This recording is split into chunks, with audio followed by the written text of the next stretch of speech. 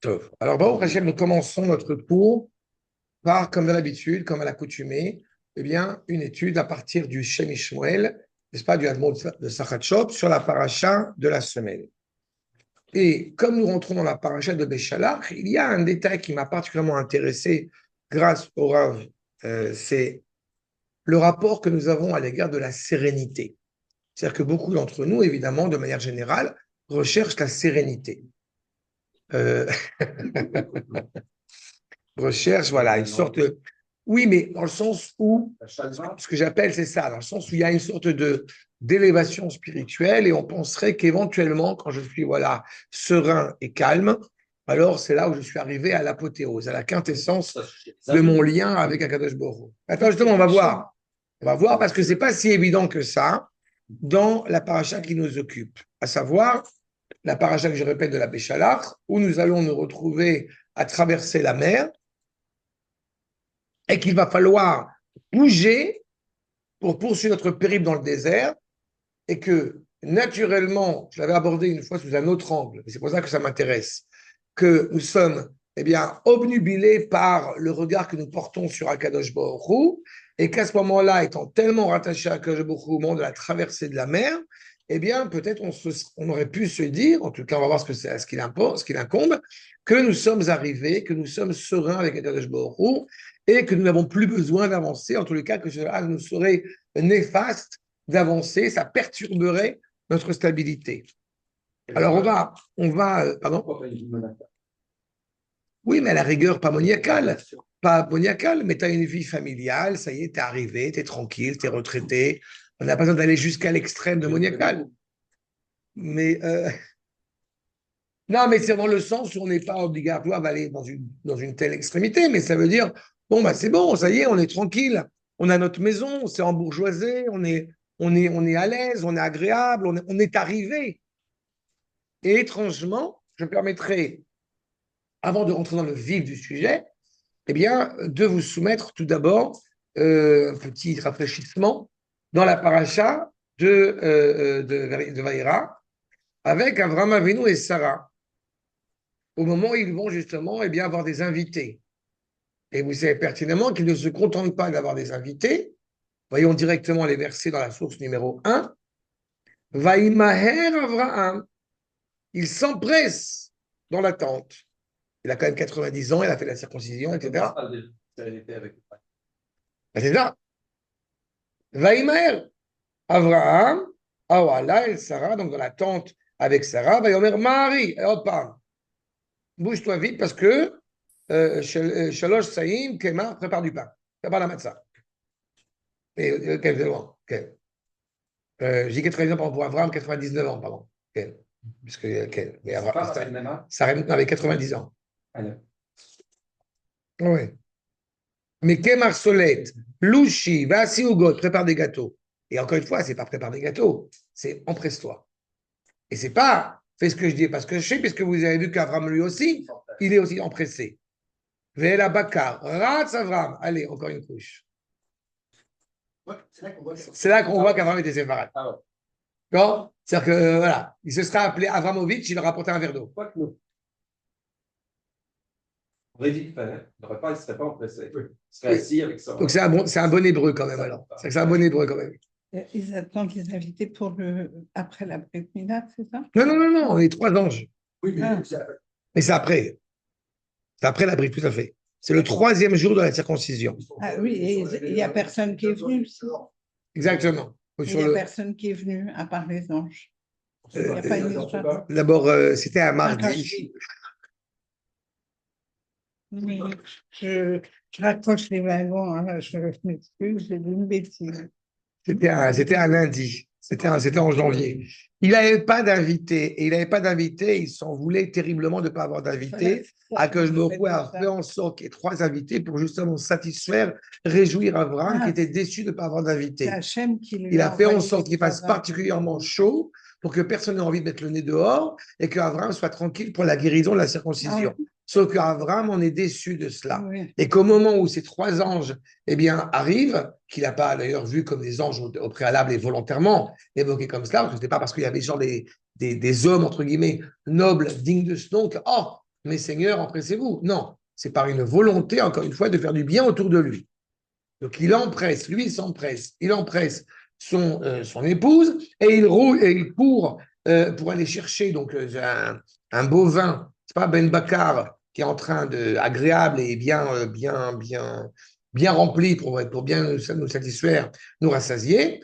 Je rappelle par la même occasion, mais ça c'est le Midrash et c'est pas innocent le Midrash où il part pour trouver ce bovin. Où l'a-t-il trouvé? Dans le caveau des patriarches où il a vu Adam et Chava qui étaient couchés. C'est-à-dire que dans cette volonté de l'empressement, j'insiste, il y a déjà une sorte, je veux dire inconsciemment, une sorte d'évocation de Adam et Chava. J'ai envoyé la photo à Nathan. Ils sont en train de nous poser. Nathan fait déjà des commentaires en comparant des communes chinoises. Et Paul me dit qu'est-ce que est le plus important, la Shuna ou recevoir les gens? Ils sont en train de... J'ai dit les deux. On va y arriver en 2 secondes. On va y arriver dans 2 secondes. Mais il a fait. Mais je vais aller un peu plus loin que ça. Adam Arishon, puisqu'on fait une référence à Adam Arishon, quand vous demandez, encore une fois, c'est pour ça que je trouve ça à chaque fois extraordinaire, ce genre de sujet, parce qu'on voit l'antithèse hébraïque face à toutes les cultures existantes au monde. Un homme retraité, comme vous le savez, bon, à 99 ans, on peut considérer qu'il est quand même retraité, a priori. C'est pas des cultures. Oui, c'est ça. Tout à fait. J'accepte tout à fait ces commentaires. Mais à l'origine même, Adam Arishon, il ne lui est pas demandé de s'asseoir les pieds en éventail en train d'attendre. Il lui est demandé de prendre soin du jardin, sorte d'activité qui est déjà engagée. La seule nuance, évidemment, après la faute et avant la faute, c'est qu'on n'a pas le choix, on est obligé de travailler. Avant la faute, on n'est pas dans l'obligation de travailler, mais dans la volonté de pouvoir parfaire, de parachever l'œuvre de la création. Il se trouve simplement qu'ici, donc, il est engagé dans cette rapidité, et puis il demande aussi au jeune qui est avec lui, semble-t-il, de s'empresser lui aussi. On voit, c'est répété plusieurs fois dans ces 2 versets, 3 ou 4 fois, rapide, empressement, rapide, empressement. On comprend que semble-t-il, un mot-clé dans notre idée. Et à la remarque que justement tu soulèves, dans la Gemara, on connaît, dans le traité de Shabbat, Makor numéro 2, Gdola Achnasat Ochin, Mi Kabbalat Penea Shechina. Ce à quoi le Rav Yehuda dira, c'est pas une comparaison, mais en réalité, c'est pas ici un même, une sorte de comparaison, mais un même de Itaron, pas un même de Itaron, mais un même de Mitor. C'est beaucoup plus grand d'accueillir des invités motivés par la volonté de servir à Kadosh Baruch Hu. C'est Mitor Agbalat Pena Shechina. Ainsi, comme il est dit justement, il parle au singulier puisqu'on parle de 3 anges, mais que c'est en réalité la présence d'un Kadosh Baruch Hu. Donc, a priori, on est tellement investi dans cette volonté de servir à Kadosh Baruch Hu à travers ce rapport à l'autre, à travers ce rapport à autrui. Dans la plupart des commentateurs, on pourrait éventuellement dire que ça serait 2 avis distincts.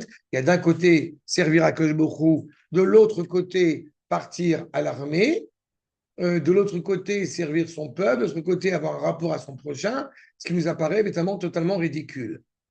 J'ai encore revu aujourd'hui, ça m'est tombé dessus, sur l'intelligence artificielle, un petit film où un juif dit non religieux, c'est des dessins animés un peu comme ça, où il voit un juif religieux qui porte un uniforme et qui a une kippa sur la tête, et alors il lui dit, ah bah tu vois, Kol HaKavod, vraiment Chazak Baruch, que voilà, c'est la preuve qu'on peut allier les deux.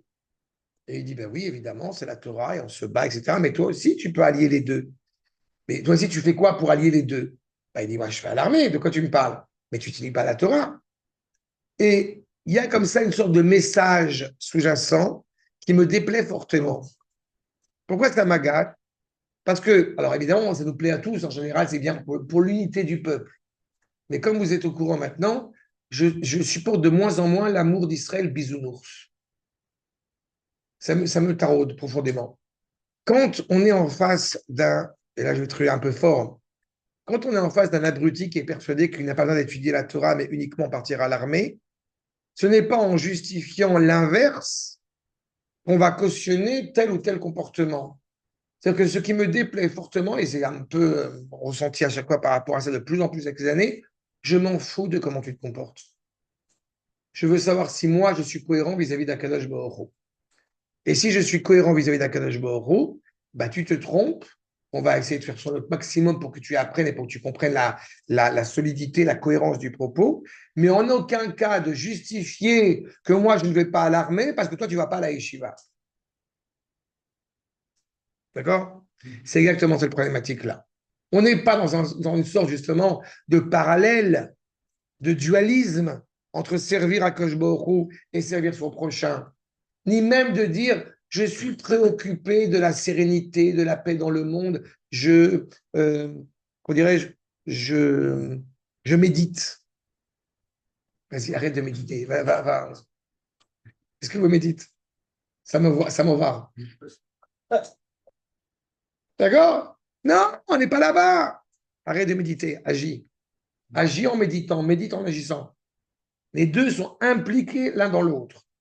Nous dit le Maharal dans les Tivot Olam, qui, à Kabbalah, Pene Hashechina, accord numéro 3, recevoir, et vous remarquerez, c'est le Pene Hashechina, le visage de la résidence d'Akadosh Baruch Hu.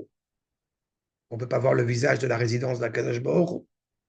Le Maharal, on est au XVIe siècle, je te rappelle. Tu ne peux pas voir la présence d'Akadosh Baruch Hu, qui loïrene Adam Vachai. On sait très bien que tu ne peux pas me voir Akadosh Baruch Hu et encore rester vivant, réel dans ce monde. À part Moshe, c'est un peu spécial. Mais même lui, il a vu la nuque.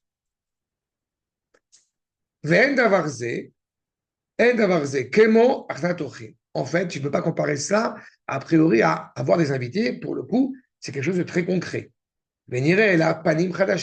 Tu as vu de nouveaux visages. En fait, ce n'est pas le visage d'Akadosh Baruch Hu que tu vas voir, c'est toi-même. En accueillant des invités, tu révèles la dimension divine qui t'anime de l'intérieur. Tu es cohérent par rapport au projet divin. Et tu fais cela, je répète, avec empressement. Mais pour ceux qui voudraient éventuellement nous casser la tête en disant, mais quand même, qu'est-ce qui a plus d'importance? Qu'est-ce qui est plus grand? Combien de fois on est obligé d'expliquer ces problématiques-là? Sois un mensch. Vous connaissez l'expression? Sois un mensch. Mais oui, tu as raison. Tu as tout à fait raison. Il y a quelque chose qui...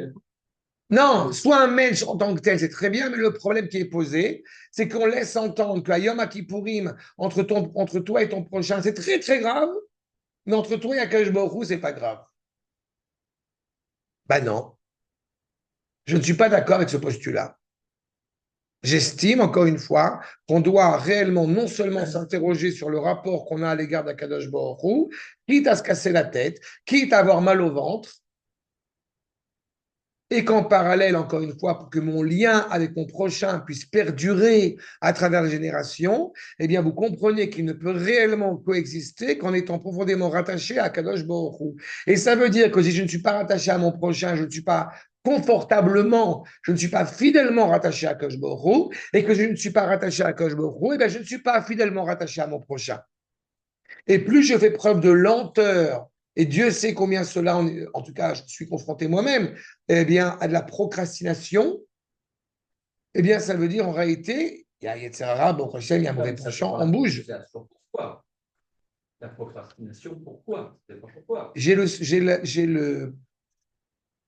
la conviction que je suis un être profondément paresseux. Donc, je travaille. Non, mais la procrastination, pourquoi? Payer ses impôts, c'est pas la même chose. Non, mais non, je parle de procrastination pour. Ah non, voilà, oui. Oui, vous pourrez. Envie de te lever un peu plus tard, etc. Maintenant, tu me dis, écoute, prends tes aises, va étudier la Torah pendant 3 heures. Je vais te dire, bah, écoute, je vais étudier la Torah pendant 4 heures. Je n'ai pas de procrastination sur quelque chose évidemment, qui me passionne. D'accord? Mais dans cette réalité où parfois, là, on est un peu plus lent par rapport à certaines réalités. Mais dans ce point-là, il y a ce que nous dit le natif de Vologine. A priori, ça semble logique. Évidemment, quand on est dans le privilège d'être en lien avec Akadosh Baruch Hu, ça a plus de poids, ça a plus d'importance que de recevoir des invités. Rak Gadluta Iberchar sheyesh bekocha levatel akpalat ben hashechina. Mais on voit à tel point dans ce postulat de la Gemara qu'en parlant comme cela, on comprend face à quelque chose d'absolument gigantesque, qui est le privilège d'avoir une parole intime avec Akadosh Baruch Hu. Ça nous renforce dans la valeur de faire du bien autour de soi, en l'occurrence d'avoir un invité, qui est capable, si on sens le plus littéral possible, qui est capable d'annuler pendant un moment, eh bien, l'intimité qu'on a avec Akadosh Baruch Hu. Prenons un exemple innocent. Oui, mais on voit, si on lit au sens, j'ai donné déjà un sens plus derrière cela. Et si on va au sens le plus obvi, Agbalat Pene Hashechina, Achnatochim, Gdolam Mi. Donc, c'est plus grand. A priori, on peut se dire, Yoshua, il est en train d'étudier la Torah au Bet Midrash. Il est dans une situation extraordinaire. Il n'a pas besoin d'aller s'engager à l'armée et être le Ramatkal, en plus le chef d'état-major, pour aller conquérir Eretz Israël. C'est la remarque de Yoshua. J'ai envie de continuer à étudier pour récupérer les 3000 halachot que j'ai perdus de Moshe Rabbeinu. Réponse du Rosh Yeshivé. Rosh Yeshivé, c'est un Kadosh Baruch Hu, okay? Ce n'est pas le moment. C'est pas le moment. Mais donc Yoshua, il a de moindre importance? Ben non. Il a un rôle essentiel à ce moment-là. On n'est pas en train d'annuler la représentation, d'annuler l'intimité avec Kadosh Baruch Hu, sauf quand il y a des invités qui arrivent, ben, il y a un moment pour tout. Et la saute. Il y a un moment, momentum exact pour agir. Regardez la suite. Levatel akbalat penashechina, she magia sha'at maase, shegiorchim. Quand le moment est arrivé pour accueillir des invités, eh bien, tu dis à Kadosh Baruch Hu, si étrange ça puisse paraître a priori, je te mets en stand-by, je te mets en R2. D'accord? Je te mets en sicha mamtina. Verak le gabé din kdima, le bitsua ou gadol. En fait, il a plus de valeur pas au niveau de la conception, mais au niveau de l'acte. Tu vas œuvrer. Il y a un moment pour faire ça, il y a un temps pour faire ça. Mais dans le fond, aval be'etzem, en safek, dans le fond, en réalité, dans l'essence même du propos, eh bien, nous dit le natif de Vologine, il n'y a aucun doute que Dargat Pene Hashechina Gdolam Inakabat Ochim. Il est clair, encore une fois, quand tu as un rapport avec l'absolu, a priori, eh bien, tu es dispensé, entre guillemets, de te préoccuper du maintenant, du quotidien. Mais comment est-ce qu'on peut englober tout cela en même temps? Ça veut dire en réalité que oui, il peut y avoir des êtres exceptionnels qui sont sincèrement pas à titre individualiste. On sait très bien qu'Avram n'a jamais pensé à lui-même. Là, je vous parle de cette cohérence du peuple qui est en devenir. Des êtres individuels isolés sont en mesure que leurs actes, que leur rapport à l'étude de la Torah, que leur rapport à Kadosh Baruch Hu a des répercussions sur le peuple tout entier. D'accord? Mais ce sont des êtres d'exception, même à ce niveau-là. Et évidemment, ça demande une sincérité sans borne. D'accord? Ou Adin, Amiratam shel Chazal Gdola Gminot Chassadim Yoter Min HaTzedaka, pareil, faire du bien plus que faire la tzedaka. Achi Yashmi Sheomer La'asok Arverat Begmot Chassadim, fais que du bien autour de toi. Ne va pas étudier à toi. Ve'arei Yeshtan Prinot BeTzedaka Shem Metzilim Nefashot Mamash. Quand on est tellement en train d'œuvrer en faire la tzedaka, dans certaines notions, dans certaines mitzvot que nous faisons, il est clair que ça a une valeur aussi grande que de sauver une âme en Israël. Encore plus quand on parle de l'armée, par exemple, ou d'aller œuvrer pour sa famille, etc., etc. Ou bechol zot, mi gadol mimi, et la shiesh bechinot shonot ekol davar. Il y a différentes facettes à chaque chose.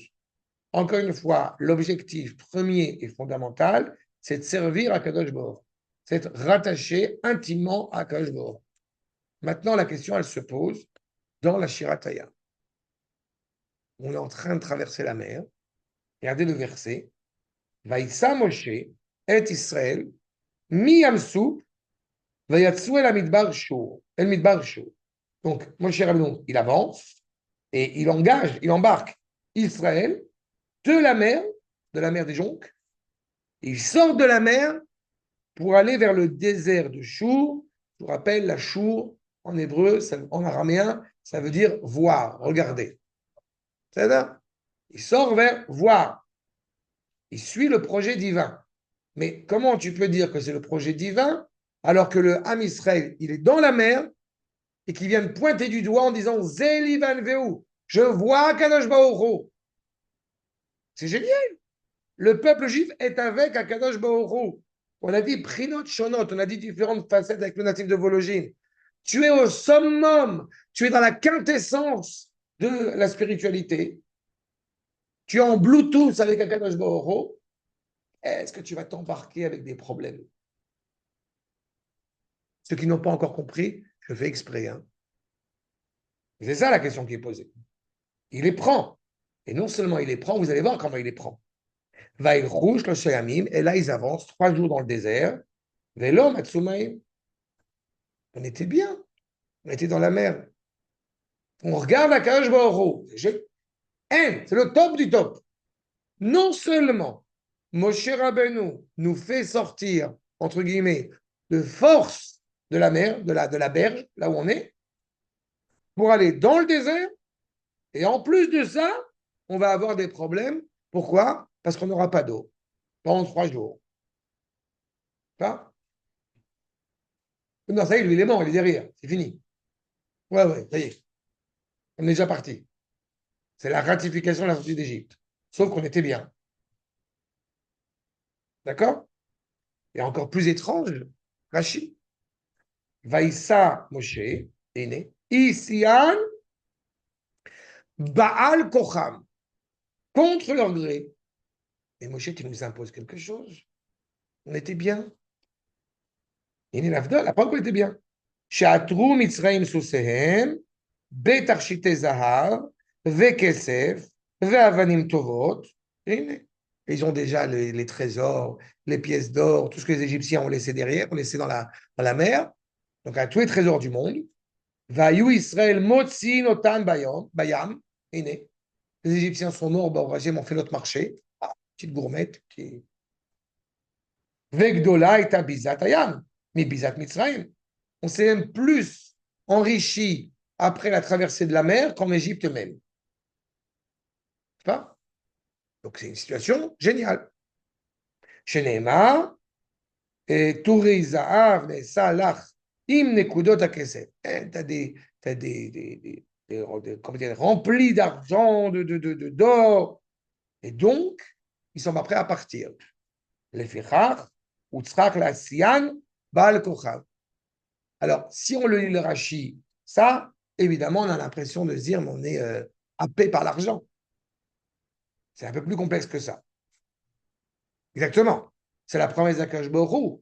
Donc, c'est une volonté de prendre tout l'argent et tout l'or qu'il y a. C'est pas par, comment dirais-je, ils sont pas vénaux, dit vénaux en français. C'est uniquement parce qu'ils sont profondément rattachés à Akadosh Baruch Hu et qui sont déjà dans cet esprit de sérénité à l'égard du Créateur. Donc, c'est parfait. Donc, qu'est-ce que tu nous casses la tête? Le Kliyakar, Vaïssa Moshe et Israël, voyons, on reprend, et il ramène le commentaire de Rashi, et je vais directement à ce qui est en gras. Les filles chez l'or Lifrosh, min bizat ayam, Vaya Moshe mityare. Eux, ils ne voulaient pas quitter l'argent. Moshe craignait que cet embourgeoisement eh bien, nous pose problème. Ribou Yaosher Yaviou Liedechet va commencer à faire des bêtises. Umaasé à Hegel, et la preuve, malheureusement, le Vaudor qui viendra par la suite, sauf que c'était motivé surtout par les Goïm. Yochia Kirov Zahav, Sheushpa Lahem, cet or qui leur a été influencé, Aya Sibat Asiato, Al Kol Asiya Baal Kocha. Il dit, comme il va y avoir le Vaudor qui va arriver par la suite. Tu sais qui est la Sarit que tu. Venez, Je me souviens de Sarit. Elle me dit qu'elle voulait me parler ce soir d'un projet qu'on a. Non, je suis au cours, je m'envoie juste la photo pour lui faire comprendre. Et mes clients, il aurait dû les laisser dans la mer, prendre l'or, ça les aurait évité de mettre la faute du Vaudor. Sauf que je rappelle, comme j'ai coutume de le référer, ceux qui ont été les premiers coupables du Vaudor, ce sont les Goïms qui nous ont mal influencés. D'accord? Je suis toujours conscient de cette problématique-là. Qui était dans la. Bien sûr. Bien sûr. D'accord. Si, il faut le dire. Il y a des goïms qui sont sortis d'Égypte avec nous. Et Rivrav, ok. D'accord? En tous les cas, c'est ce qui pousserait a priori Moshe, eh bien, à nous forcer. Bougez-vous parce que vous allez trop être accrochés à ce moment-là. Votre rachat Moshe, et Moshe pensait aussi que Ribouya Osher, que cette multiplicité, que cette opulence, y est si bas, les Shelo, You, Rewin, les Kabel la Torah. Du coup, on ne va peut-être pas recevoir la Torah. C'est dangereux. Donc, il vaut mieux être pauvre, en fait. C'est pas? Comme a dit Akash Baruch Hu, eh bien, les riches sont faits pour être très riches, et les pauvres pour être très pauvres. C'est pas vrai. Hein. C'est pas moi qui ai dit, c'est pas Akash Baruch Hu qui a dit, c'est Louis de Funès. Mais, exactement. D'accord, si vous avez de l'argent, vous allez rester attaché, vous allez être aveuglé par cet or. Si vous avez beaucoup d'argent, du coup, vous n'allez pas penser, vous n'allez pas être apte à recevoir la Torah. Donc, a priori, on a un problème. Qui a Torah vers Osher. La Torah et la richesse, Bochim Zemizé, sont antithétiques l'un à l'autre. Vem, Ketzarot Zulazu. Tu as beaucoup d'argent, tu oublies la Torah. Tu as la Torah, tu oublies l'argent. Ça, vous avez pensé que c'était fort. La plupart, mais en tout cas, une partie d'entre eux. Mais ce que soulève le Kliakar ici, en tant que commentateur, on va dire moraliste, est aussi vrai.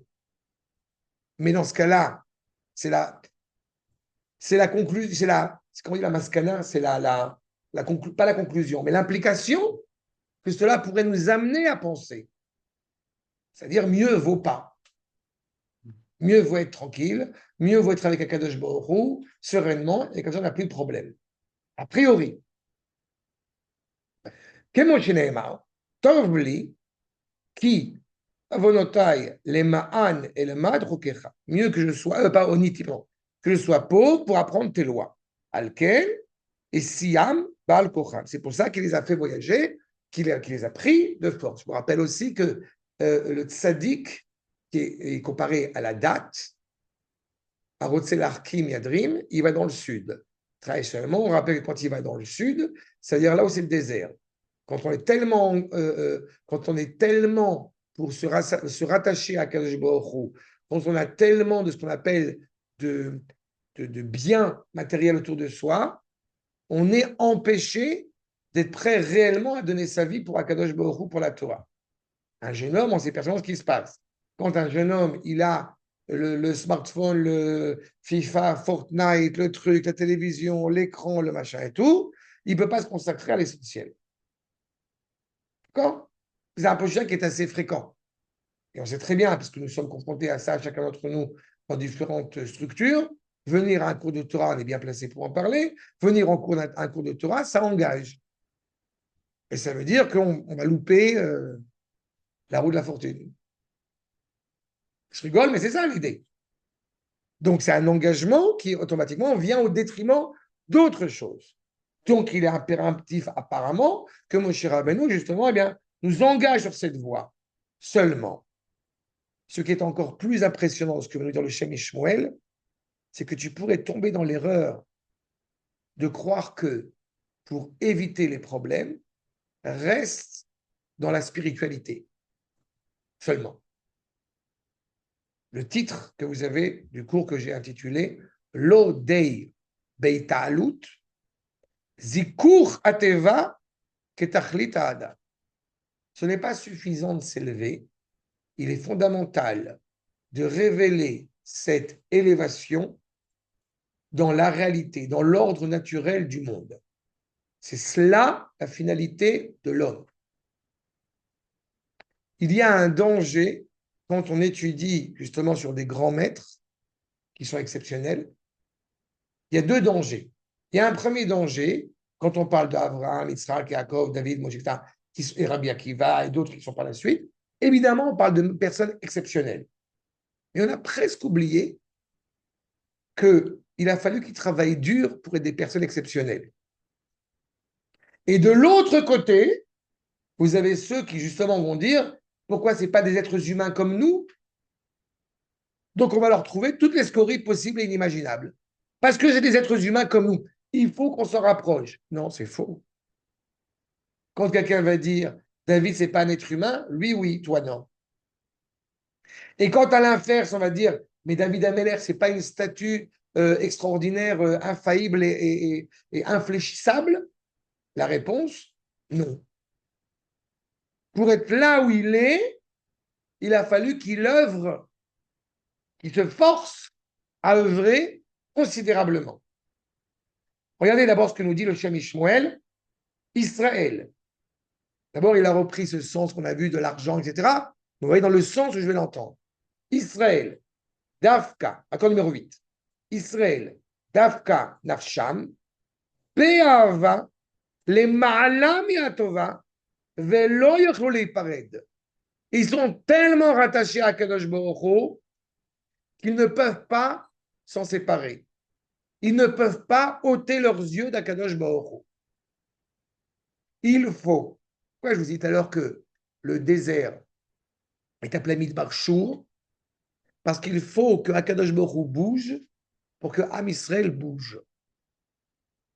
Ils sont tellement collés à Akadosh Baruch Hu qu'ils refusent de bouger à cet instant. Il faut que la vision puisse, je dirais, avancer. Là, le regard qu'on porte sur le Créateur, qu'on a le lien intime qu'on a avec le Créateur. Je vous rappelle que dans quelques mois, par rapport à la sortie d'Égypte, 3 mois après, les Neshamot vont s'élever par amour pour le Créateur, on est au don de la Torah. Donc il y a un lien d'effectif qui se crée à ce moment-là. Et ce n'est pas une solution. Vous vous rappelez que ce qui va se passer au don de la Torah, Akash Baruch va dire, à Moshe Rabbeinu va dire à Akash Baruch, ils sont tous morts. Ramène-les sur terre. Comme j'aime à le répéter, on ne se préoccupe pas de construire le monde futur, on construit ici.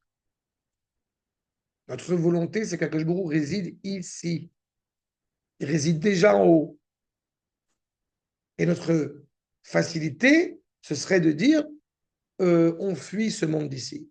On va directement là-haut. Ah, ça, Non. moi, j'ai bien intégré, donc j'imagine que tout le monde, c'est la façon qu'on va manger, boire, de dire D'accord. c'est chaud par la route. Enfin, Oui, mais tu vois, c'est là je vais te répondre. Je vais te répondre. D'abord, tu vois à quel point c'est un sujet qui demande d'être recadré, renforcé à chaque fois, parce que justement, la Shiratayam est quelque chose d'extraordinaire. On te dit souvent que, si tu ne l'as pas entendu, mais ça fait partie des enseignements qui sont souvent transmis, c'est important de lire la paracha de la manne cette semaine pour que tu aies une réussite dans ta parnassa, etc. Alors, je ne suis pas contre cela, mais il y a un côté un petit peu mystique qui m'ennuie. Et quand tu demandes effectivement pourquoi je traite de ce cours, d'abord, une fois n'est pas coutume, c'est pour renforcer tout ce que je vous ai déjà dit. Et je vais continuer à me répéter encore plus longtemps. Non, il n'a pas dit. Si. Non, mais c'est pas. Ah, bah, Non, parce que tu pousses ça à l'extrême. Tu pousses ça à l'extrême et je ne suis pas là-bas. Je ne vais pas dans ce cadre-là. Moi, je parle dans un cadre justement de la sérénité. On n'est pas dans le monastérial. C'est beaucoup plus agréable et beaucoup plus facile, tu sais très bien, d'être dans un laboratoire qu'on appelle une yeshiva que d'être en dehors de la yeshiva. Et c'est pas monastique. On a une femme, on a des enfants, etc.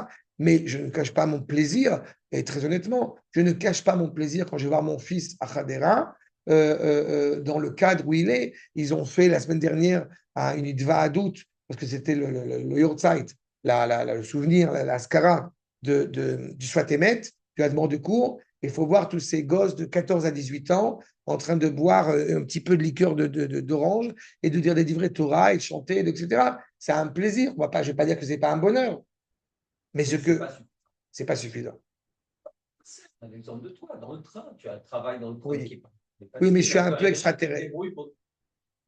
Et donner un. Oui, mais je suis un extraterrestre. Je pense que je pense que je suis un extraterrestre. Imaginez que le monde d'en haut, comme vous dites, il est pas présent dans le monde sans être complètement mystique, quoi. Simplement. Je pense que c'est un passage obligatoire, mais je répète, c'est un passage obligatoire dans cette réalité complexe du monde qui nous anime, et que la démarche la plus facile, la plus légère, la plus agréable serait, et encore une fois, je ne parle pas que dans notre forum ici qui sont là, pas parce que sont il y a YouTube, mais je parle dans un esprit beaucoup plus collégial. Toutes les personnes, encore une fois, qu'on peut rencontrer, celles qui vont aller justement, pas par force, mais peut-être par faiblesse, vont aller s'installer dans une communauté bien cadrée, vont aller s'installer à Jérusalem, etc., etc., à Netanya pour d'autres raisons, comme on connaît. Il y a une sorte de recherche de facilité, de légèreté. On n'a pas envie d'aller dans le désert. Comprenez ça dans tous les sens que vous voulez. On a envie d'être dans un cadre, encore une fois, où on peut s'asseoir. Et je ne dis pas que ce n'est pas louable, parce que parfois ça peut affaiblir, mais la demande ici expresse sort de ton terrain de confort. Bon, on préfère être tranquille que de se battre, mais c'est ça. Pas tout le temps. C'est ça. Alors justement, c'est une très bonne question, c'est une très bonne remarque. Moi, ça je veut comprends dire... pas ça. Non, mais j'entends ce qu'elle dit. Très bien. Mais quand tu as très bien ce que tu as dit. On préfère être tranquille que se battre. Alors, je vais continuer dans ma démonstration. Du coup, on n'a pas le choix, il faut se battre. C'est pas qu'on n'a pas le choix, mais si on veut avancer, Si on veut avancer, il faut être tranquille. Ah ben, faut... Eh bien, je pense, et c'est tout ça que je veux vous dire, C'est exactement. le- Je pense que le combat est essentiel pour cette élévation. Je pense que le passage, parfois, par certaines difficultés, ça veut pas dire qu'on doit se porter volontaire. Mais comprenez bien, encore une fois, la preuve, je vous ai eu le verset, 3 jours après, on n'a pas d'eau. Qu'est-ce qu'on va sortir de cela? Et je répète, d'un point de vue pédagogique, on a tendance, à juste titre, à expliquer à nos enfants, à nos élèves, à nos proches, la grandeur de nos maîtres, qui n'est pas à remettre en cause, mais on ne pense pas une seule seconde tout le travail qu'il a fallu pour arriver à ça. Mais l'étude, c'est pas fait pour être tranquille, c'est ça que vous voulez dire. L'étude n'est jamais tranquille, mais il n'y a pas que L'étude, l'étude qui n'est pour pas que- tranquille. La réalité du monde dans lequel nous vivons n'est pas tranquille, elle est volontairement pas tranquille. C'est ça qui regardez ce que dit le Shem Ishmael. Encore une fois, on est profondément rattaché à Kadosh Baruch Hu, c'est génial, c'est exceptionnel. On est dans le désert, on a reçu la Torah. Fantastique. Chaque étape, encore une fois, on a cette sérénité d'un côté, mais un tremplin pour poursuivre. Et il dit clairement, ce n'est pas cela la finalité. Chez Neshama les Maala, elle ne manque de rien, les Neshama. Dans ce cas-là, pourquoi la Neshama a été envoyée dans ce monde? Aolam TV, ce monde naturel. Et la Kedei, les Aker, Gam et Ateva. Pour rendre pleinement méritant cette réalité naturelle. Vela Soto Kulo Kodesh. Nous voulons révéler la notion de sainteté dans ce monde. À Botaï, le Shem Ishmael n'était pas officiellement, ni officieusement, il aimait beaucoup l'État d'Israël, il n'était pas officiellement sioniste. Pourquoi je casse mes dents et j'insiste, je suis têtu par rapport à ça? Ces petits-enfants sont sionistes. Regarde, on a fêté le centenaire cette année. Mais pourquoi je suis têtu par rapport à ça? Parce que je passe mon temps, et encore une fois, à apporter des sources de tous les côtés pour justifier de la véracité, comment dirais-je, incontestable du propos que je vous tiens. J'ai étudié l'Écoutez Moharan ce Shabbat de Rabbi Nachman sur la nécessité qu'il y ait un espace vide pour que la créature puisse se développer. On est dans la même conception. Un espace vide qui peut sembler problématique se révèle comme, en réalité, une bénédiction essentielle pour que l'homme se construise. C'est le danger. Donc, solution, je reprends ce que j'ai dit, solution, eh bien, habite dans un laboratoire stérile. Comme ça, tu es sûr qu'il n'y a plus aucun problème. Je peux vous livrer, mais pas une personne, 1000 personnes qui vont penser comme ça. C'est sûr. D'accord? Pour n'importe quel motif que ce soit, c'est exactement ce qu'il nous dit. Arrête de croire que tu peux rester assis. Mais tu ne te rends pas compte si je traverse la rue? Tu ne te rends pas compte si je vais à l'armée? Tu ne te rends pas compte si je vais travailler? Tu ne te rends pas compte si je vais avoir des enfants? Veikar zechut ha'adam, beyoto meir, av betach hachosher. Le mérite de l'homme d'être capable d'éclairer même au milieu des ténèbres, même au milieu de l'obscurité. Vetakom od laïla, tu vas te lever en pleine nuit, vetiten teref lebeita, et tu vas rapporter, c'est Michelet, de quoi on parle a priori de la femme? En fait, on parle de la sagesse. Mais de la même manière, combien il m'est arrivé de l'expliquer et de le re-expliquer à chaque fois qu'on m'a demandé.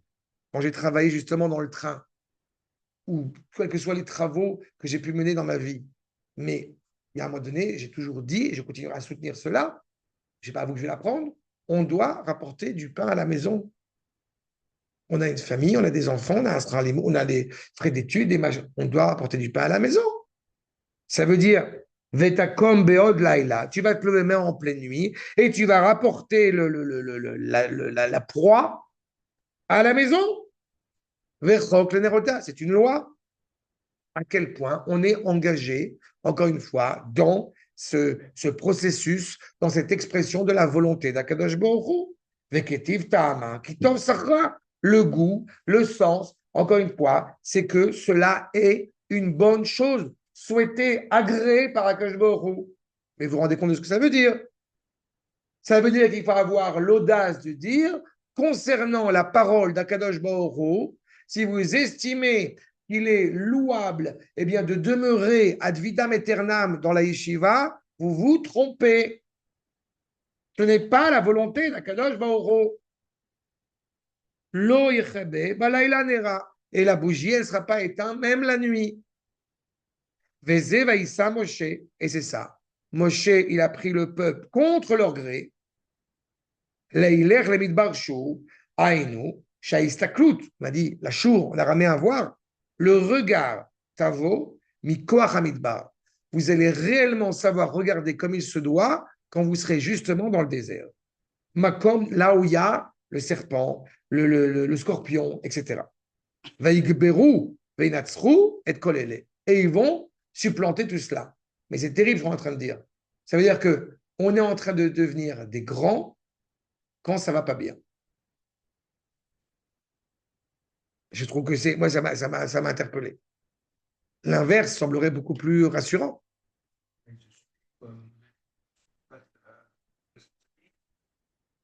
C'est ça. Mais j'ai le sentiment que ce n'est pas seulement à l'échelle du peuple juif, de grandes choses sont sorties dans l'humanité après les guerres. C'est une capacité à combattre, à battre, C'est ça. à survivre, on va dire. C'est ce qu'on appelle la résilience, c'est ça. Mais c'est ça. Que moi, j'ai à Kol Inyan Ta'aluchot Israël Bamidbar, le nombreux périple du peuple juif dans le désert, Vezel Limud Iné.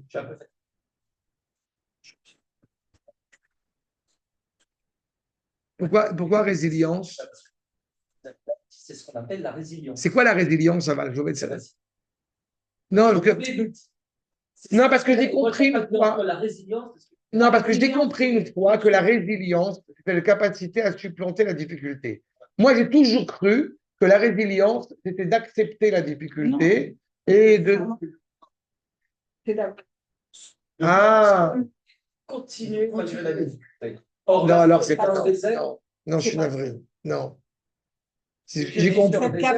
C'est ce que j'ai compris, ce qu'était la résilience, et j'étais pas d'accord avec ça jusqu'à ce qu'on m'explique qu'en fait la résilience c'est pas ça.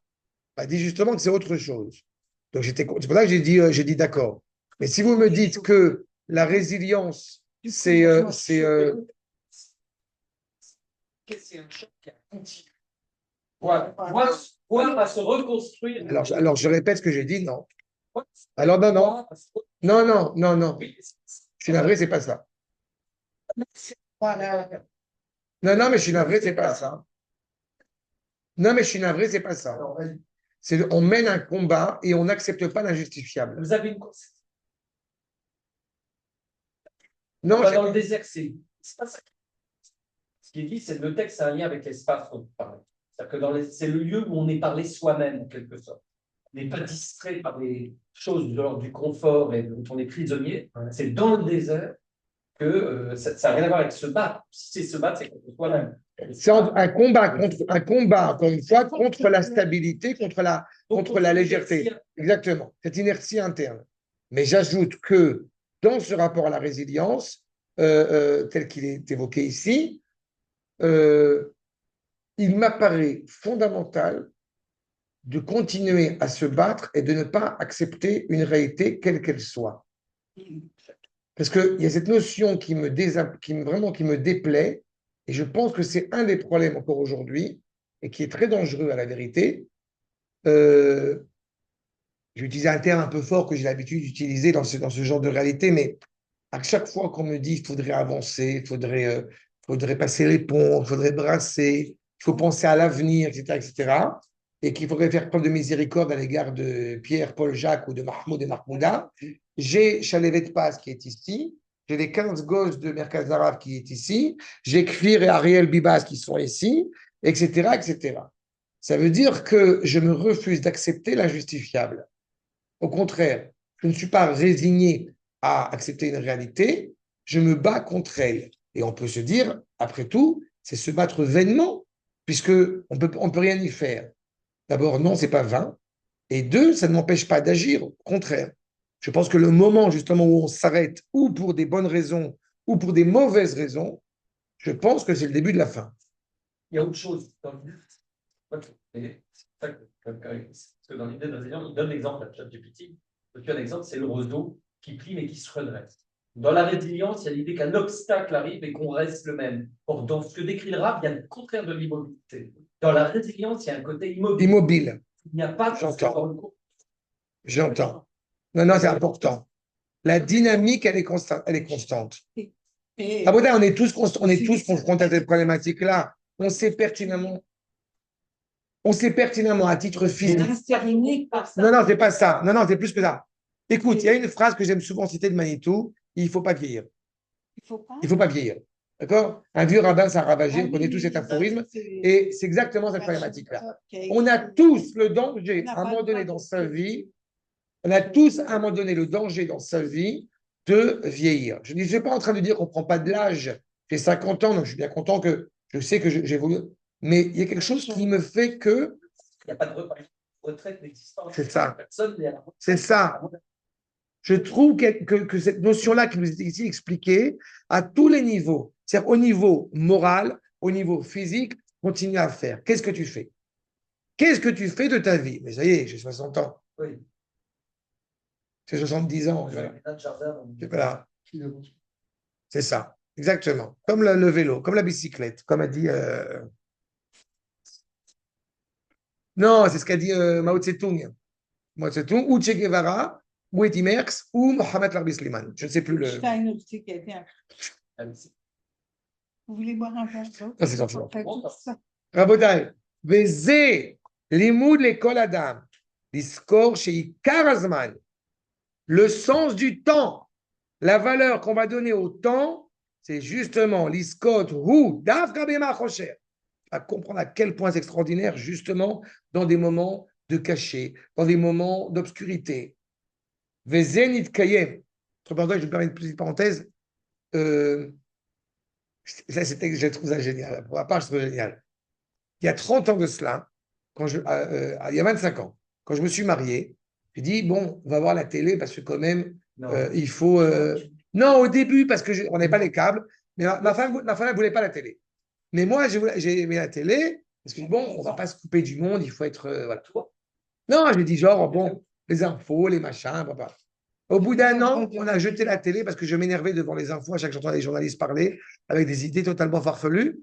Donc déjà, je dis, c'est pas bon pour ma santé d'avoir la télé. Et le nombre de gens, à chaque fois que j'entends, qui me disent, mais on n'a pas le temps.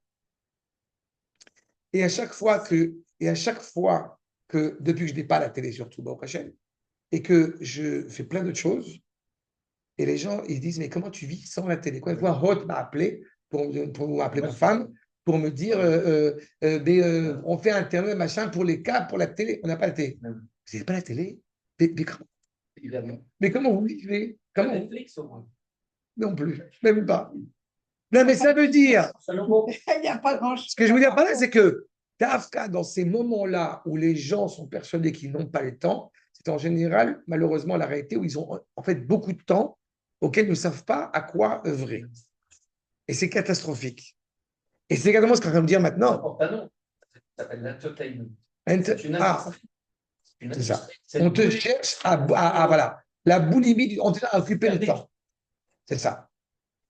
Et encore une fois, la Torah n'est pas réfractaire à aller de temps en temps à un concert, aller au théâtre, aller voir un musée. Ça n'a rien à voir. Non, mais quand vous comprenez, ce n'est pas le problème d'avoir ce qu'on appelle Tarbout Pnaï.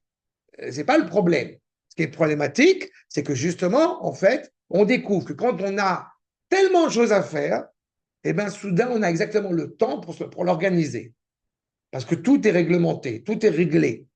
Je viens, je sais, j'ai mon cours que je viens donner, j'ai la feuille, c'est prêt, c'est organisé. J'ai une sorte comment ça, de catalogue, pas de catalogue, de Miguera, quoi, des armoires dans ma tête. Un classeur. Oui, mais c'est ça. À partir de ce moment-là, on peut régler. Et quand est-ce qu'on comprend ça? C'est justement quand on est occupé. Si on n'est pas occupé, c'est catastrophique. Et c'est carrément dire. Dans ces moments-là, tu comprends réellement. C'est quand en vérité tu vas dans l'obscurité qu'à ce moment-là, tu es apte à voir pleinement la lumière. J'ai encore relu ce Shabbat, puisqu'on se rapproche de tout Bishvat, quelque chose du Hadmor, du Hadmor à Chaloutz, le frère du Esh-Kodesh, on l'avait fait ensemble sur tout Bishvat, sur les arbres.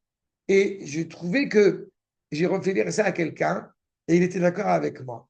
Il me dit que quand il était jeune, ses parents qui étaient rescapés d'Auschwitz, ils étaient en Israël et ils mangeaient une orange et ils ont donné à chacun un pellah, quartier de l'orange, et chacun le mangeait doucement avec onctuosité, etc. On a fini de s'extaser pour ce genre de choses. Mais quand on est capable de s'extaser pour des arbres d'Eretz Israël, on ne dit pas s'extaser en vrai. Ben, c'est bien. C'est exactement ça.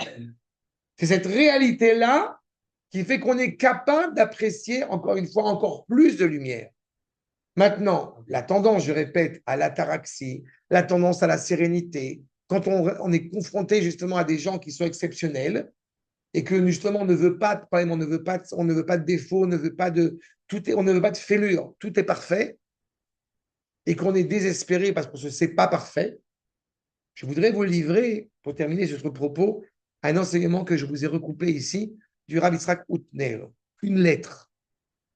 Un jeune homme lui écrit sur les difficultés qu'il traverse, semble-t-il, au vu de ce que j'ai pu percevoir dans cette lettre, sur la problématique de ces différents instincts. C'est un jeune homme, le problème du regard, etc. On est dans la période des Shovavim, donc c'est une difficulté auquel on peut évidemment être confronté de 13 ans jusqu'à 120 ans.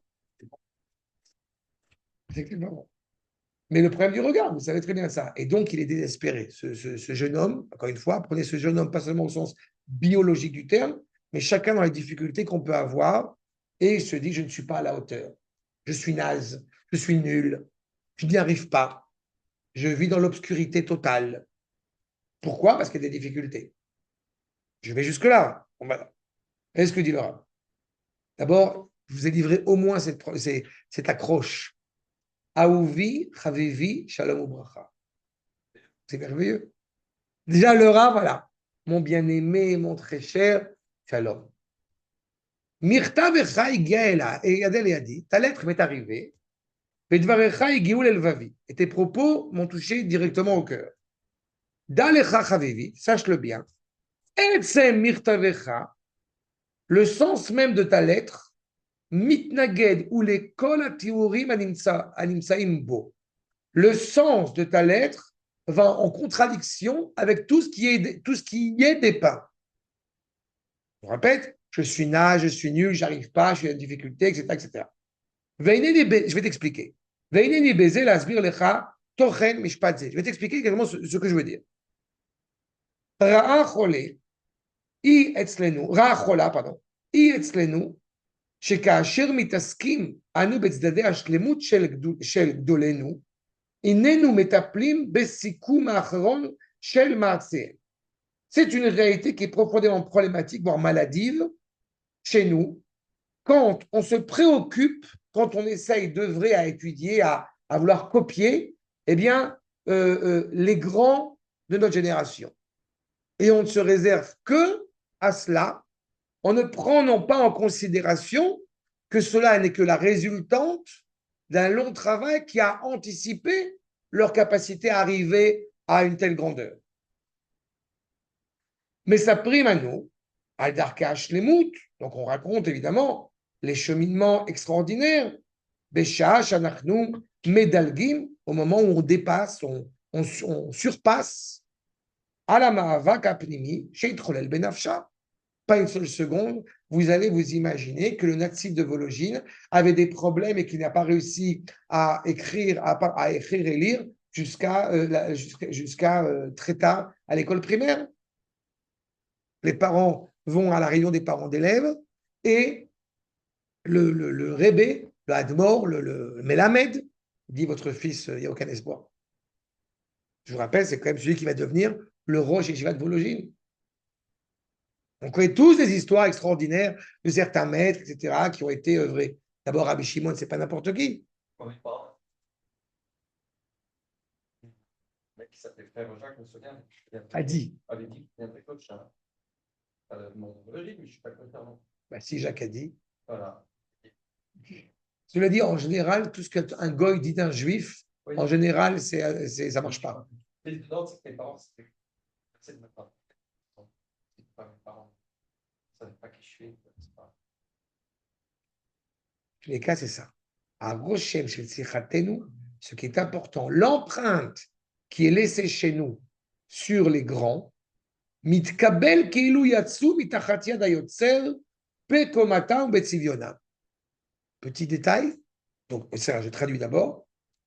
L'empreinte qui est laissée chez nous, c'est que le maître en question, le grand en question, Avraham, Yitzhak, Yaakov, Moshe, Aaron, David, etc., Shlomo, tu vois, directement, ils sont sortis d'Akadosh Baruch Hu, ils sont arrivés parfaitement. Ça, c'est ça. Et c'est ce qu'il va dire. Une seconde, il va le dire. Voire même plus élevé. C'est ça la guerre.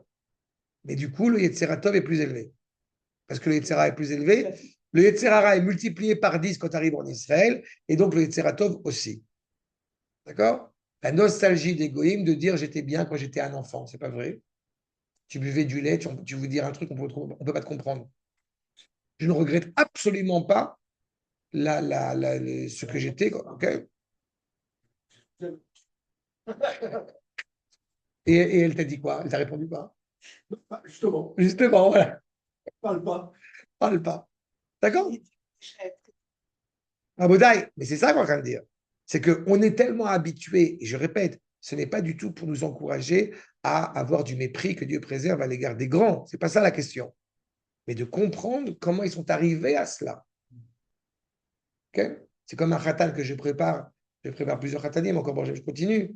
Et il y a un khatan qui m'a beaucoup fait rire parce qu'il est très inquiet. Il voudrait qu'évidemment son couple, ça soit le couple de David Benita et de ça machin, et du Rav Truc et du Rav machin. Alors il m'a fait rire. Ah.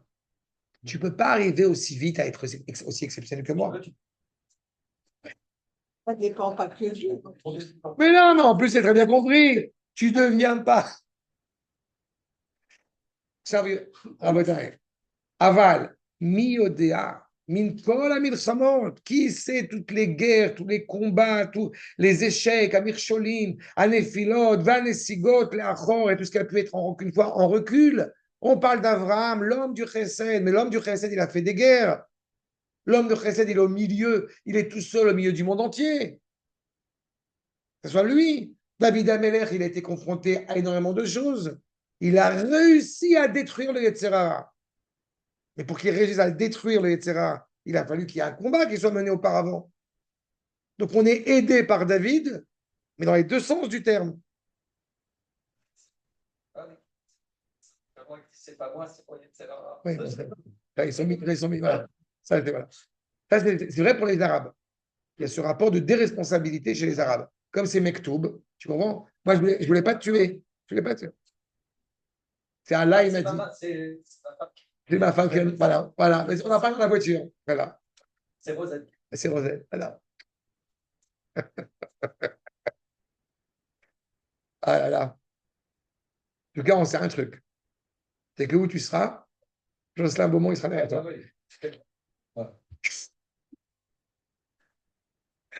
Tu vas de ça. Et qu'on arrive, tu rajoutes l'air, on arrive. Regardez. הנסיגות לאחור, שמצא החפץ חיים, le חפץ חיים, le Rav Meir Israël Radin, qui a fait tout un ensemble de lois sur la Shonara, pas? Il a compris, Bederech HaMilchama Shelo, Im Yetzro Hara. Il a vu la difficulté du rapport à la langue pour pouvoir publier à la Chot. Il a une prise de conscience de la difficulté à surmonter ce langage à tous les niveaux. Michel Echad Minelef, et on a essayé, et on a échoué. On ne s'est pas réveillé un matin en disant, ça y est, on est parfait. Vedaï le Navon, et ça suffit justement à quelqu'un d'intelligent comme toi, de sage comme toi, chez Kamotra, la doun minaprat et la klal. Ce que tu comprends au niveau de l'individu, tu vois à quel point il faut l'étendre, encore une fois au niveau du collectif. Attention, je suis extrêmement prudent. Je ne supporte pas la phrase tout le monde pense. D'accord? Tout le monde pense, c'est en général pour se justifier que. On n'est pas là-bas. Ils pensent comme ça. Voilà. Mais en attendant, on n'est pas non plus dans une réalité stérile. T'es tombé, tu vas te relever. Justement, on a toujours appris cette idée que quand tu vas tomber 7 fois, tu n'arrêtes pas d'être un sadique. Pourquoi? Parce que tu t'es levé. Tu n'as pas Paul sadique, mais calme. Mais là, alors à vous tenir, il va nous amener un autre sens encore. Regardez la suite. À tout ça, misé, justement, la résultante de cela, chez Nar Baal Roi, quand justement un jeune, il est animé d'un souffle, d'une aspiration, Baal Sheifa, Baal Tsissa, ça bouge, Motse Beatzmo Mircholé, mais qu'il voit des échecs en lui, des difficultés, des chutes, iridotes, des descentes. Areudome Be'enav, que Bilti Shatul Bebet Hashem. Il a le sentiment qu'il n'est pas digne d'être dans la maison de d'Akadosh Baruch Hu.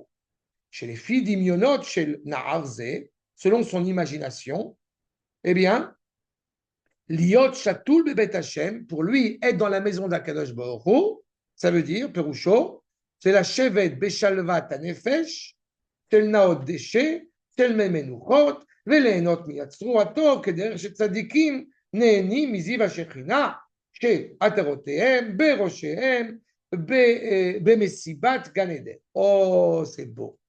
À ses yeux, être dans la maison d'Akadosh Baruch Hu, c'est, je pourrais le dire à mon petit niveau, c'est Shabbat.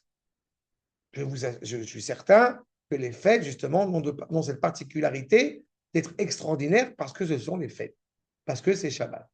C'est pas Pessah tous les jours, c'est pas Shabbat tous les jours. Tu peux apprécier, si je puis dire, d'être à l'hôtel une journée, pas toute la semaine dans l'hôtel. L'erreur que certains se diraient, oh, c'est ma vie d'être à l'hôtel, d'être en vacances, de ne rien faire. Hein? Ouais, le H. Non, non, non. Non, non, non. Même ça, on y monte 3 fois par an. Même ça, tu as raison. On y monte 3 fois par an, on n'y est pas toute la journée. Mais pour toi, l'homme qui est digne d'être dans la maison d'Akash Borou, c'est être serein, sur l'herbe sympathique, et en train de voir le fleuve, et je ne sais pas quoi. Aval d'Alecha. Mais sache-le bien, Chavivi. Je dis Chavivi parce que c'est pas c'est un maître de Brooklyn, Ken. Donc c'est pas Habibi, c'est Chavivi. Chez Shoresh Nishmatra, la racine même de ton âme, ou lo Shalva Shalayetzeratov, c'est pas la sérénité du bon instinct. Et la Davka Milchamto Shel Yetzeratov. Mais c'est justement la guerre que tu mènes au nom du Yetzeratov. Et Mirtavcha Ayakar, ta lettre tellement enjouée, tellement émouvante, Me'id, que Mea Edim, elle témoigne plus que 100 témoins, qui achen lochem ne'eman ata betzavaotav shel Yetzeratov. C'est la preuve dans ta lettre que tu es un guerrier fidèle aux armées du Yetzeratov, du bon penchant. Tu te bats. Donc tu as une valeur extraordinaire. Ani maftiach lecha chez la Harefsed, une fois qu'effectivement, eh bien, tu auras peut-être lose the war, okay, tu as perdu la bataille mais pas la guerre. Une fois que tu auras perdu cette réalité-là, tu tu vas sortir vainqueur de cette guerre. Avec une couronne victorieuse sur ta tête. Avec la proie entre les dents. Qui a Chacham Mikol Adam Amar, le sage parmi les plus grands sages, Shlomo bien évidemment, Shema, Sheva, Ipol Tzadik, c'est Kam. Cette fois, le Tzadik, il tombe et il se relève. Il dit le Rav, Yodi Meitev Shakavana Hi, Shemaouta Kimash de la Tzadik. Le sens même de ce Tzadik qui va se lever sans sa source, si je puis dire, grâce aux 7 chutes qui l'ont persuadé, qui l'ont précédé. Atzadik, il derech hashiva nefilot shelo. Vayar et kol asher asa veineto merot. Comme Akadosh Baruch Hu, quand il a créé le monde, eh bien, il a vu qu'il était très bien. Pas seulement bien, très bien. D'accord? Tov ze yetzer tov. Très bien. C'est ça. Oui, parce qu'il y a encore du funeste qui est derrière. C'est très bien. Mais un petit peu pas l'eau. Tov ze yetzer tov. Meot ze yetzer hara.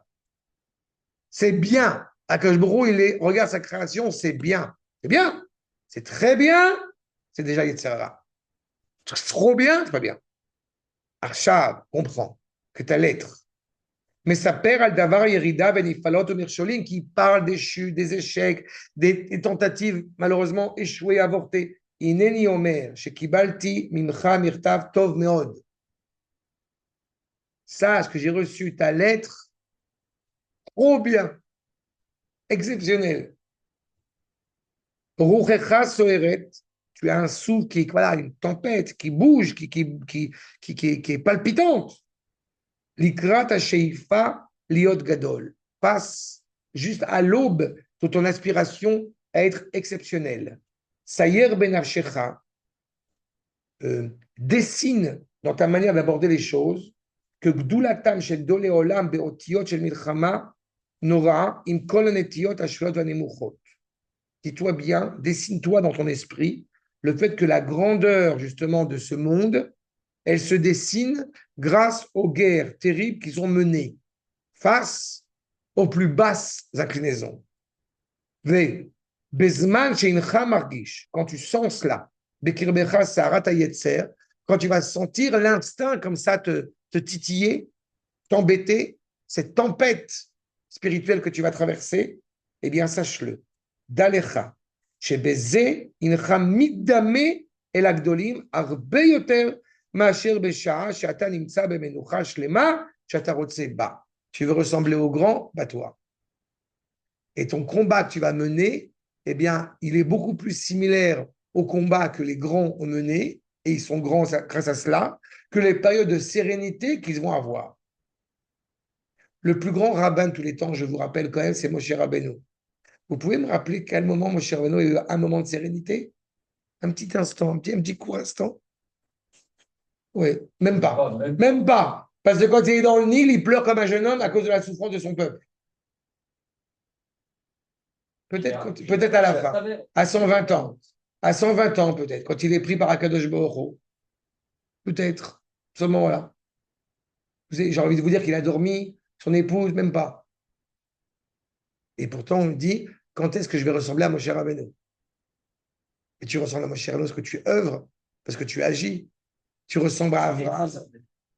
Oui, c'est épuisant, mais du coup, vas-y, continue la phrase. Mais du coup, c'est extraordinaire. Oui, mais c'est ça la problématique. C'est ça qui est génial.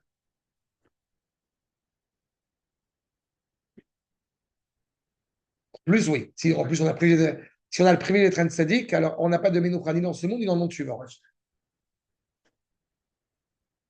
Oh là là là là. Mais ça vaut rien. Mais non, mais ça vaut rien. Ça vaut rien, Aval. Ça n'a aucune valeur. C'est petit. C'est petit, Aval. L'ambition. C'est ça. Parents avaient raison. C'est petit. Mais non, mais c'est ça qui est génial. C'est ça que tu... Écoute, il faut que je aussi quand j'ai mon téléphone. Après, je vais te dire un truc. C'est extraordinaire, tu ne te rends pas compte. Non, mais tu te rends compte, mais bref. Justement, Nous dit le Rav Houtner, dans ces moments où tu vas sentir cette chute, c'est dans ces moments-là où comprends que tu es exceptionnel. Liot, keli, tu es un ustensile d'exception. Tu es l'expression la plus suprême du respect d'Akadosh Baruch Hu dans ces moments-là. Mishtatef ani besivlecha hara. Je participe à ta souffrance pleinement, ta mauvaise souffrance. Avala severazé, sache-le. Cette souffrance, je reprends ce qu'il nous dit littéralement, à severazé, ouhou, arechem chez la gaglout. C'est lui la matrice. C'est lui l'amorce de la grandeur. Ata ou asholeach le bet Hashem. Tu es toi l'envoyé pour la maison d'Akadosh Baruch Hu. Je participe à ta souffrance avec la conviction que tu vas gagner, que tu vas réussir, que tu vas vaincre, avec la prière de ta réussite. Yitzhak Utner Arav, Yitzhak Utner, et maintenant tu comprends pourquoi je dis, il a dit en nota bene, il a dit en bas, le post, comment on dit en français, post-scriptum, le nun bet, c'est nota bene. Que tu comprends pourquoi je t'ai dit que tout ce que tu as décrit était l'inverse de ce que tu es vraiment. Le combat Baal Kochenu que nous a forcé Moshe Rabbeinu à sortir de la mer, en réalité, ce n'est pas contre nous. Je vais te permettre de révéler qui tu es vraiment malgré toi. Bien, c'est que tu m'écris à moi arabe, tu pourrais rester Tant- dans ton coin, faire le Exactement. mal. Exactement. Et en fait, c'est parce qu'il écrit à ce Rav qu'il peut lui répondre ça, parce Ah qu'en oui, en c'est réalité. magnifique. Non, mais c'est pas. Enfin, Non, mais vous voyez la grandeur de la lettre. parce qu'il a contourné complètement le pourquoi il lui écrit. Je n'aurais pas dit Lui, contourner. Mais là, je n'aurais pas dit il- contourner. Je pense non, qu'au contraire, il lui a révélé ce qu'on a tendance à oublier. parce que lui, il a oublié, parce qu'il Non, mais tu il est raison, mal, il c'est chute. quelqu'un culpabiliserait. Non, La grandeur, c'est ça. l'auteur, c'est que. Qu'est-ce qui aurait pu être plus grave? Je vais te suivre. Qu'est-ce qui aurait pu être plus grave que ça? Qu'est-ce qui aurait été plus grave pour le peuple de rester à ce moment-là dans la mer? Qu'est-ce qui aurait pu être plus grave pour un jeune homme qui n'est pas confronté à cette problématique-là et pour qui, justement, on aurait même plus de peine encore? C'est pour celui qui ne se bat pas, pour celui qui ne bouge pas. Se résigner, pour reprendre une expression. Oui, quand tu as les deux, tu vas te résigner, mais c'est encore une chance, il se rend compte et tu as entendu. Mais c'est pareil. Oui, mais en fin de compte, c'est pareil. Parce qu'il est tellement désespéré que de toute façon, faute une faute de plus, une faute de perdu, ils disent de retrouver. Ce qui n'est pas mieux quand même. Là, il y a un rapport justement de force que tu dois savoir la grandeur à laquelle tu es attaché, justement parce que tu es qui tu es. C'est clair?